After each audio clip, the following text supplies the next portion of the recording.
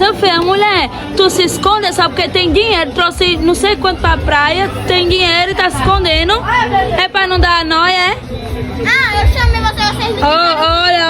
Olha pra isso, minha gente. Olha, lancha e vamos embora. Quando chegar em casa, você já... Agora nós tava preocupada com você, porque você tá aqui escondida, lanchando bem de boa numa lanchonete e não chama nem Isabelle. Isabel ia ficar me pedindo.